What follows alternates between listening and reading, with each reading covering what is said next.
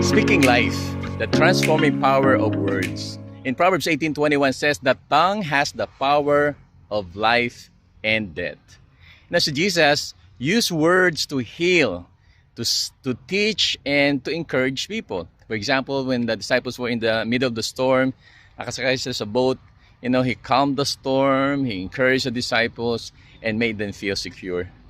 Kung i-contrast natin sa example ng destructive speech sa world like gossiping, criticism, it really hurts and create division sa mga tao.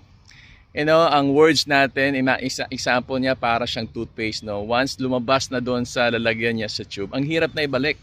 Once spoken, cannot be taken back. Words are seeds. Tinatanim natin.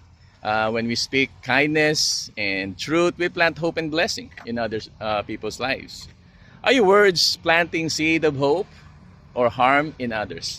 Sabi ni Dietrich Bonhoeffer, the Christian cannot simply take for granted the privilege of living among other Christians.